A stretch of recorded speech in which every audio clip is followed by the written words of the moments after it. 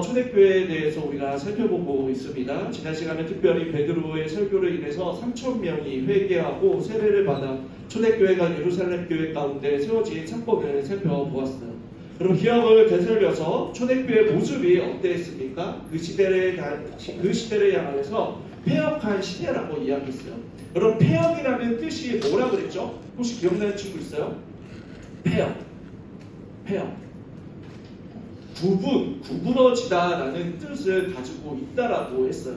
여러분, 그 폐역한 시대 가운데 성령님께서 임하심으로 말미암아 여러분 구부러지다, 이 폐역이라는 뜻이 구부러지다, 불공평하다, 투명스럽다, 언짢아다라는 뜻이 있는데, 그 세대 가운데 성령님께서 임하심으로 말미암아 구원을 베풀어 주셔서 이 폐역한 시대가 구부러진 시대가 아니라 어떻게요? 이제는 하나님께로 향하여지는 시대, 그리고 나 중심적으로 구부러졌다라는 그 말은 무엇이냐면 자기 중심적인 그러한 모습이라는 거예요. 여러분, 죄의 특징은 다시 이야기하지만 하나님께로 향하는 것이 아니라 모든 것이 뭐예요? 다 자기 중심적인, 나 중심적인 모습으로 변해져 있기 때문에 여러분, 성령님께서 임하심으로 말미암아 우리가 구원을 받아서 하나님께로 향하여지고 타인으로 향하여지는 그러한 구원의 역사가 성령이 강림하시고 예루살렘의 모습 가운데, 교회 가운데 임하게 되었다라는 거예요. 여러분, 성령님이 임하시고 복음, 즉 예수 그리스도께서 우리의 죄의 문제를 해결해 주시자 여러분, 자기 중심적으로 생각하니까 늘 불만과 불평을 갖고, 또 자기 중심적이니까 타인에게 투명하게 대하고, 또 자기 중심적이니까 자기가 원하지 않는 그 일들이 일어나면 언짢아하고 분노하는 그런 상태가 되었다라는 거예요. 그런데 성령님이 임하시자 구원을 받는 그 가운데 성령께서는 놀라운 역사로서 하나님께로 향하여지고 타인을 향함으로 예루살렘 교회의 그 아름다운 모습들, 자기의 소유를 팔아서 어떻게요? 교회 안에 가난한 사람들이 없는, 자기 중심적에서 하나님 중심, 이웃 중심으로 향하여지는 그 타짜를 향한 사랑하는 모습이 하나님 나라가 이 땅 가운데 임하여졌다라는 것을 우리가 지난 시간 살펴보았어요. 그래서 요엘 선지자의 예언처럼 남녀노소 누구나 할 거 없이 종과 주인이 주님 안에서 형제 자매가 되어서 한 마음과 한 뜻이 되어서 말씀과 기도에 모이기에 힘쓰고 또 서로 교제하기에 힘썼던 그런 아름다운 모습을 그때 로마가 압제하고 있었던, 로마가 다스리고 있었던 그 폭력과 그 다음에 억압과 창치와 공포로 다스렸던 그 로마 가운데 하나님의 나라, 모든 것들을 뛰어넘고 화목하게 되어지는 평화를 누리는 그 하나님의 나라가 예루살렘 교회와 또 이 땅 가운데 임하게 되어진 그 모습을 우리가 살펴보았어요. 여러분, 이 놀라운 성령의 역사 가운데 여러분, 교회는 날로 부흥했고 예루살렘 교회는 더욱더 영적으로나 사람으로나 성장했던 그러한 아름다운 모습을 우리가 지난 시간에 살펴보았어요. 그런데 이러한 상황에서 여러분, 사탄의 공격이 안팎으로 일어났어요. 사탄은 우리가 영적으로 잘 되는 꼴을 보지 못하는 거예요. 그래서 어떻게 했냐면 안으로는 오늘 우리가 읽었던 아나니아와 삽비라 사건을 여러분들 어렸을 때 유년주일 학교에 들었으면 너무나 잘 알고 있는 일이에요. 여러분, 이때 당시에 아까도 살펴보았듯이 성령님께서 임하시자 어떻게요? 자기의 재산을 팔아서 교회 안에 가난한 자들에게 어떻게요? 그 가난에서 벗어날 수 있도록 소유를 팔아서 나눠줬단 말이에요. 그리고 늘 그 교회 안에서 떡을 먹고 또 마시고 함께 그러한 하나님의 나라를 이루면서 살아갔는데, 그렇게 아름다운 모습 속에서 특별히 누구에 대해서 성경은 증거하고 있냐면 바나바는 예루살렘 교회가 세워지기 전부터 사람들에게 권면과 위로를 주는 그러한 사람이었어요. 그런데 성령님이 임하시잖아요. 정말로 자신의 있는 그 재산을 팔아서 모든 사람들에게 나눠줌으로 인해서 아마 예루살렘 교회 안에 더욱더 칭찬과 인정을 받았던 그러한 사람이었던 것 같아요.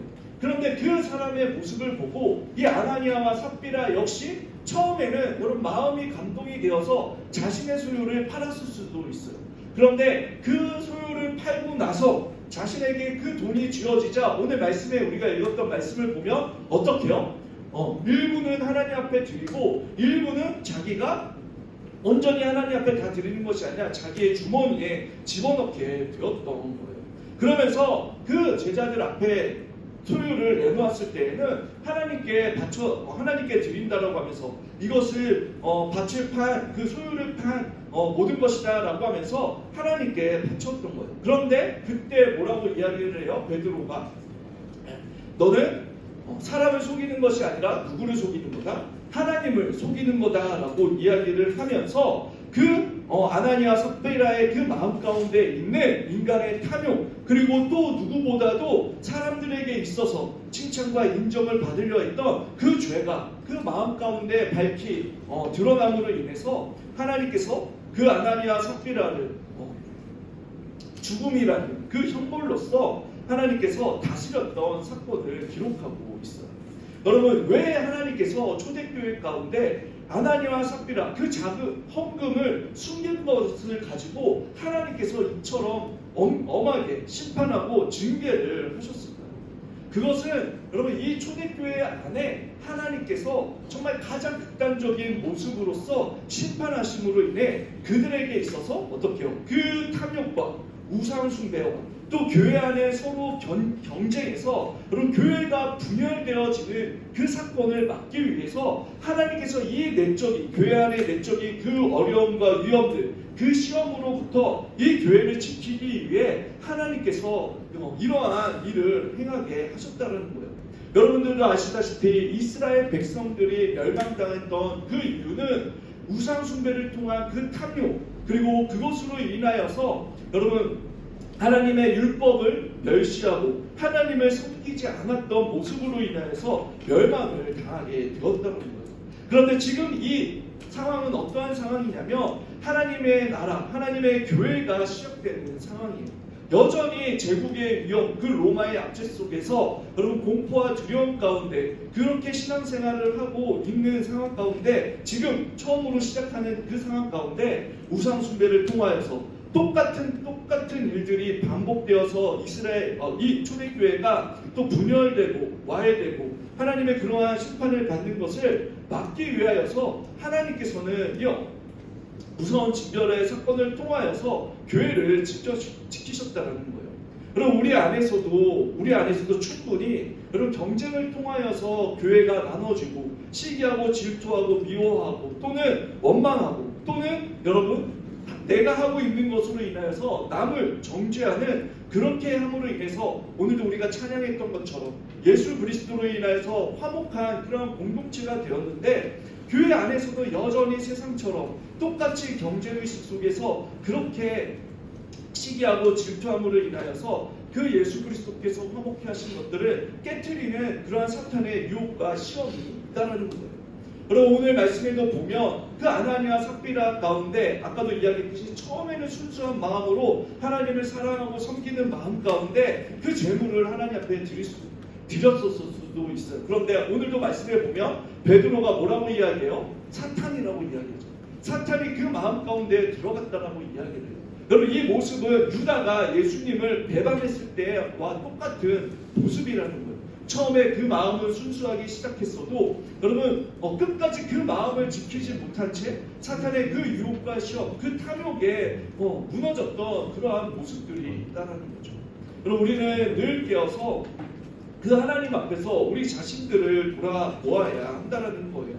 우리가 하나님을 섬기는 것이 정말 하나님을 사랑하기 때문에 그 예수 그리스도의 은혜와 사랑으로 그 순수한 그 사랑이 온전한 목적이 되어서 하나님을 섬기고 있는지 여러분 교회 안에 이러한 영적인 도전이 우리 가운데서도 끊임없이 일어나게 된다는 거죠. 여러분 11절의 말씀을 보면 온 교회가 이 일을 듣고 사람들이 다 크게 두려워하였다라고 이야기해요. 이 사건으로 인하여서 사람들이 무서워서 교회를 떠나는 것이 아니라 오히려 더 교회로 모여드는 그러한 놀라운 성령의 역사가 여러분 이 사건 가운데 일어나게 되었습니다. 그리고 두 번째로 교회 밖에 그러한 영적인 도전은 여러분 사람들이 계속해서 회심하고 그리스도인이 되자 유대 지도자들이 위기의식을 느꼈고 그래서 그 제자들이 그 유대 종교 지도자들이 이 제자들을 잡아서 감옥에 가두고 채찍질을 하고 협박을 했어요. 공포와 폭력으로 여러분 그들을 강압했지만 오늘 우리가 읽지는 않았지만 41절의 말씀을 보면 사도들이 그 이름을 위하여 능력을 받는 일에 합당한 자로 여기심을 기뻐하며 공회 앞에 떠나니라. 42절에 그들이 날마다 성전에 있든지 집에 있든지 예수 그리스도라 가르치기를 전도하기를 그치지 아니하니라 라고 말씀하고 있어요.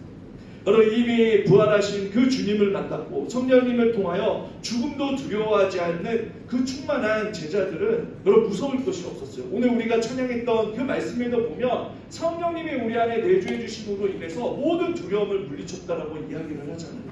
여러분, 그 성령이 우리 안에 충만해지면 오순절날 성령이 강림하시기 전에 제자들은 그 로마의 군인들과 유대 종교 지도자들이 보낸 사람들에게 목숨이 자신들도 붙잡혀서 그러한 고난과 고통을 당할까봐 두려워했던 제자들이었지만 성령님이 임하심으로 인하여서 밖으로 나가 복음을 담대하게 증거하고 오늘 말씀에도 보면 재판받고 죽는 것을 두려워하지 않는 그러한 예수 그리스도의 십자가에 동참하는 것을 오히려 더 영광스럽게 생각하는 그러한 제자들로 변하게 되는 거예요.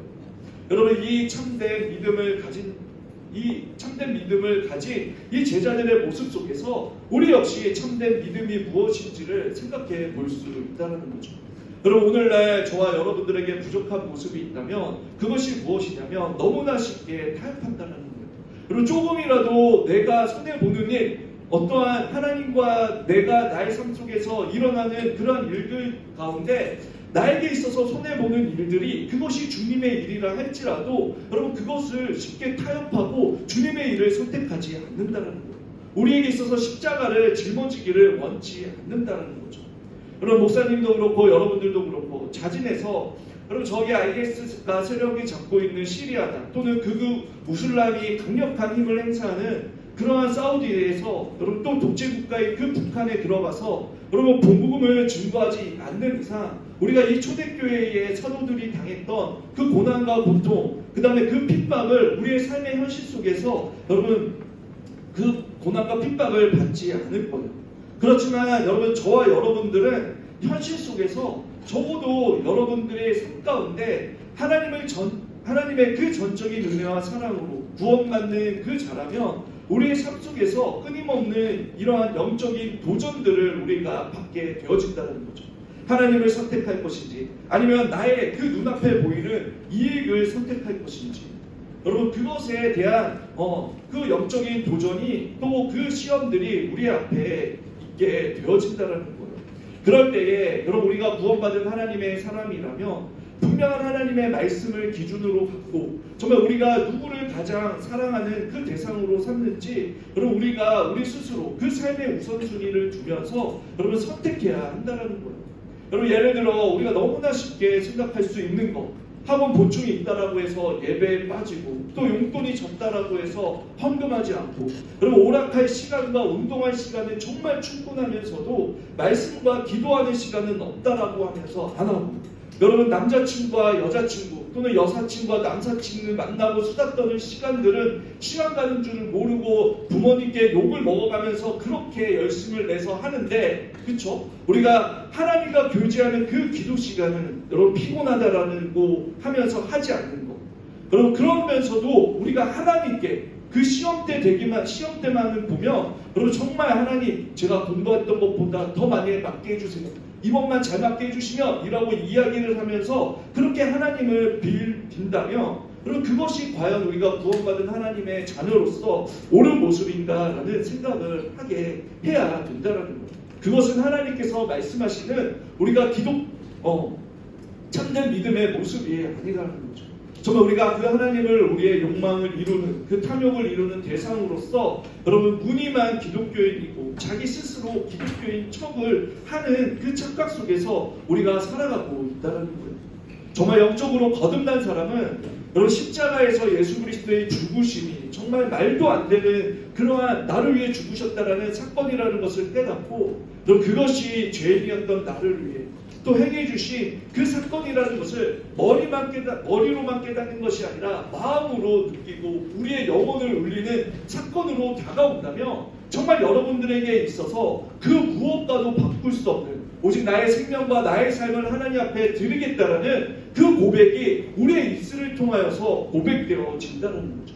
그리고 또 하나님 저를 사용하여 주세요. 하나님 정말 제가 하나님의 기쁨과 그 하나님의 영광을 위하여서 나의 삶을 하나님 앞에 드리겠습니다 라고 그렇게 고백하는 고백 가운데 우리의 삶의 우선순위에 있어서 가장 여러분 최우선순위로서 그 하나님을 두며 하나님을 사랑하는 그러한 자가 된다라는 거예요. 우리 안에 이러한 고백과 이러한 믿음의 결단, 이러한 삶의 중심이 없다면 과연 내가 정말 하나님의 자녀로서 하나님의 구원받은 하나님의 백성으로서 내가 살아가고 있는지 우리가 고민해야 된다는 거예요. 그럼 오늘날 교회 안에서나 우리의 신앙생활을 보며 좋은 게 좋은 거야. 하나님은 사랑이시니까 내가 어떠한 짓을 해도 나를 용서해 주시고 그 죄에 대한 결과까지도 하나님께서 책임져 주실 거야 라는 그러한 생각을 한다는 거예요. 그럼 하나님은 사랑의 하나님이시기도 하지만 그 죄로 인하여서 우리의 죄를 용서해 주시고 덮어주시기 위해 예수 그리스도께서 십자가에서 죽으신 공의의 하나님이라는 것을 반드시 그 죄에 대한 결과를 치러야 하는 그러한 공의의 하나님이심을 우리가 기억해야 된다는 거죠. 여러분 진정으로 거듭난 자들이라면 예수 그리스도를 인하여서 여러분들의 삶 속에서 어떠한 희생도 또 어떠한 손해도 감수할 준비가 되어 있어야 한다는 거예요. 그것이 초대교회 성도들이 우리의 참된 믿음을 가지면서 우리에게 보여준 삶의 모습이었고 또 그 참된 믿음을 가진 자들로서의 그 신앙생활의 모습을 우리에게 보여주었다는 거예요. 여러분 초대교회에 핍박받은 사도들이 감옥에 갇히고 채찍질을 받고 협박을 받는 것으로 여러분 그치지 않았어요. 여러분 유대 그때 당시에 더 큰 핍박은 바로 스데반의 사건을 통하여서 절정에 이르게 돼요. 오늘 우리가 읽었던 그 말씀 스데반도 그 복음을 선포하고 마지막에 어떻게 하냐면 돌에 맞아서 어떻게 해요? 순교를 하게 됩니다. 돌에 맞아서 죽게 되어져. 그래서 그 이후에 그리고 그 이후로 인해 그 사건 이후에 그리고 그리스도인에 대한 그런 핍박이 더욱더 심하게 되자 그리스도인들이 어떻게 돼요? 교회가 뿔뿔이 흩어지고 그것으로 인해서 교회가 망하는 것이 아니라 오히려 여러분들 혹시 사도행전 1장 8절의 말씀을 기억하고 있나요? 오직 성령이 너에게 임하시며 너희가 권능을 받고 예루살렘과 온 유대와 사마리아와 땅끝까지 이르러 내 증인이 되리라고 말씀하고 있어요. 여러분 사도들의 가르침과 놀라운 기적을 보고 함께 모이기를 힘쓰면서 성령이 하나 되게 하신 그 사랑의 교제의 기쁨을 누리고 만족을 느꼈던 그 예루살렘 성도들은 여러분 자연스럽게 그 예루살렘 안에만 있고 싶어 했을 거예요. 거기가 천국이라고 하나님의 나라가 임하였다라고 생각하면서 늘 그 자리를 지키고 싶어 했을 거예요. 그런데 주님께서는 그 예루살렘의 핍박과 이 스데반의 순교를 통하여서 어떻게 일하셨냐면 그들이 안주하려고 했던 그 신앙의 모습에서 일어나서 핍박을 받아서 뿔뿔이 흩어졌지만 복음이 더욱더 사도행전 1장 8절의 말씀처럼 예루살렘과 유대와 사마리아와 땅끝까지 이르러 복음을 증거하는 그러한 교회 곳곳에 교회가 세워지는 놀라운 성령의 역사를 그 핍박과 고난 가운데 일어날 수 있게 하나님께서 행하셨다는 거예요. 여러분 제자들과 초대교회는 핍박과 고난이 있어도 그럼 그 정도는 충분히 감수할 수 있을 만큼 지금 상황이 너무나 좋아서 예루살렘 안에만 있으려고 했지만 그러므로 인해서 사람들이 점점 모여드는 그 부흥을 경험하고 그것이 우리에게 힘이 된다라고 생각했지만 하나님께서는 그 고난과 핍박 그리고 스데반의 순교라는 그 위기를 통하여서 하나님의 나라가 확장되어지는 여러분 그러한 놀라운 하나님의 역사를 여러분 하나님께서 계획하시고 또 이끄셨던 그 모습을 보게 되어지는 거예요. 여러분 예루살렘 교회에게 여러분 위기가 닥쳤지만 그로 인해 뿔뿔이 흩어진 그리스도인들로 인하여 복음이 더욱더 빠르게 확산되어서 그 위기가 기회가 되었던 그 놀라운 성령의 역사 그것을 통하여서 하나님께서는 여러분 우리에게 있어서도 우리에게도 동일하게 말씀하고 있어요. 그럼 결코 위기가 또 영적인 그러한 도전이 우리에게도 늘 언제나 우리의 삶 가운데 있을 수 있는데 그러나 확실한 것은 그리스도인들에게 있어서 그 찾아온 위기와 그러한 어려움들은 우리를 멸망의 길로 인도하는 것이 아니라 오히려 우리를 살리고 지키고 더욱더 우리를 성장하고 성숙할 수 있게 하는 그 기회라는 것을 여러분 오늘 말씀을 통해서도 잊지 말길 바라요. 그래서 하나님께서 우리에게 원하시는 것처럼 우리가 있는 그 삶의 현장 속에서 여러분 저와 여러분들이 그 영적인 갈등과 씨름 그리고 또 여러 가지 실수와 실패를 통하여서 때로는 넘어질 수도 있지만 여러분 우리를 일으켜 세우시고 또 우리를 향한 그 하나님의 선하신 계획과 뜻이 있음을 여러분들이 믿으면서 초대교회에서 위기 속에서 숨겨진 그 하나님의 뜻이 있었던 것처럼 저와 여러분들의 삶 속에서도 늘 말씀으로 성령 하나님께서 지혜와 용기와 그 능력을 구하며 하루하루 하나님의 뜻에 따라 살아갈 때에 정말 위기가 기회가 되고 그 살아계신 하나님을 경험하는 저와 여러분들이 되시길 주님의 이름으로 축원합니다. 우리 다 함께 기도하겠습니다.